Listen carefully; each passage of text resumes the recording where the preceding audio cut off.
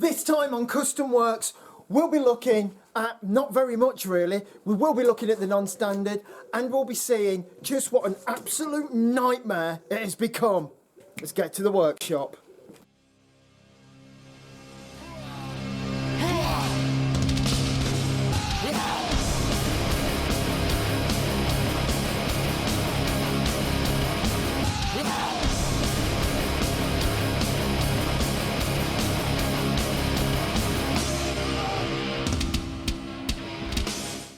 Okay, so this week we're taking a look again at the non-standard, a car that I've ended up painting twice, a car that I've replaced almost every single part on. I've done so much work on this car, it's just like a never-ending thing of things going wrong. However, that is classic custom cars and hot rods. You want a reliable car, you know what I mean, you can just go on Auto Trade Up, buy any Toyota, they would never let you down. But me, just like many of you, seem to live my life just trying to get rubbish old cars to work. So let's have a look at what we've done this week and then let's have a look at what's gone wrong.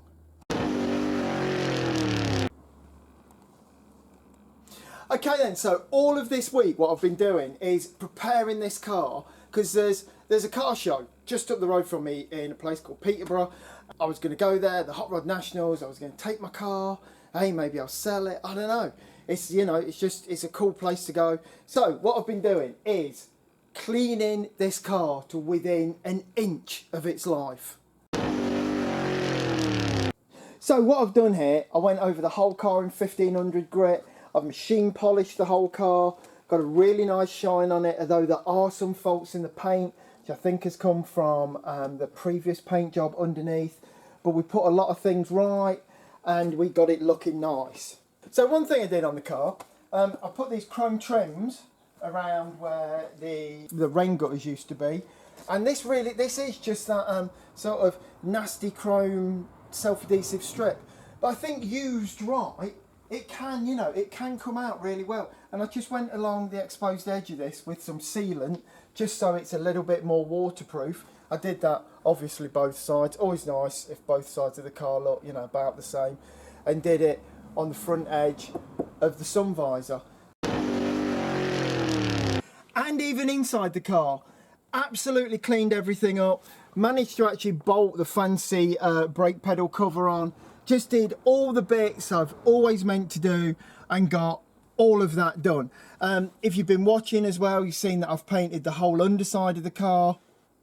Everything on this car is clean, you know, it's just a nice custom cruiser. At the back of the car, I painted the boot and I've had a couple of problems with that. And also, this is one thing on this, it was no fail at all. I'd had these letters, I drew them in AutoCAD and then I had them laser cut out in some polished stainless. We stuck that on the Continental kit.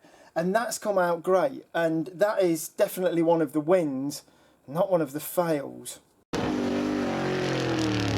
Another thing we did, because now this has got the Continental kit, there's no keyhole, no handle, no nothing.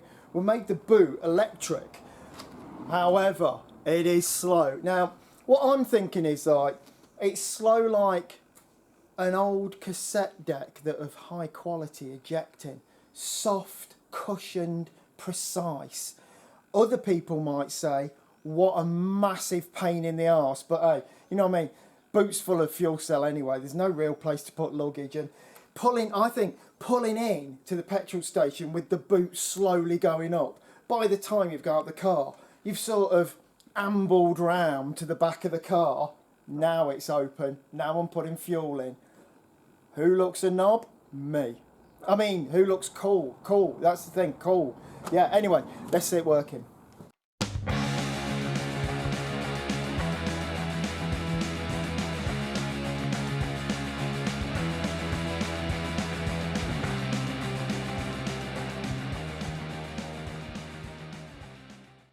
It's slow, but you know when it works, it's absolutely silent, and it works really good, and I was really proud of that. And I was thinking at the show I could put something in the boot when it opens up, people will be like, wow, like that suitcase in Pulp Fiction, something like that. You may notice as well, in the boot hasn't been cleaned because I was going to clean that tomorrow, day before the show. You see, all this is building up to a massive fail. But anyway, all the boot worked, everything was good. The wheels as well, got all the wheels on, cleaned up all the tyres, so they're like new, well they are pretty much new. And then trim rings, had the wheels chrome powder coated, got 5 lug spider thing mounted in the middle, so I had to do a little bit of modification to get that to fit, but got all that on as well. Literally, this thing is show ready. So then, all of that was done, the car's all polished, the car's ready to go. I had a problem with the starter motor. I went to turn the engine on, the engine sort of fired, and then I could not get the starter motor to turn the engine again. So I left the battery on charge overnight, and while that was charging, I ordered a new starter motor, which for a 2 litre Pinto engine seemed oddly difficult to get, but I got one anyway. So I got one, fitted it on. My friend Dave, the legend that is Dave Lath, came round because we couldn't get one of the headlights was dull, it had a bad earth, but we sorted all that out. It was all ready for the road. All we had to do, drop in the starter motor. So we dropped the starter motor in, same clicking noise, nothing would work. And we thought there might be some sort of vacuum lock. We took the plugs out and we had a good look around the engine. And then it occurred to us, maybe the engine is somehow seized. Now this car, a few months ago, did overheat, but I've had it running since then. But I don't know what happened. But anyway, we got the ratchet with the bar on it and tried to turn the engine. The engine wouldn't turn. The engine in this car is C-solid. I don't know how it happened. It sat on the ramp, I painted the underside, it sat here, we polished it. I went to start it, and I think what it's probably done is thrown an end shell, something like that. Anyway, suffice to say, it ain't going to the show no more. It's all been a nightmare.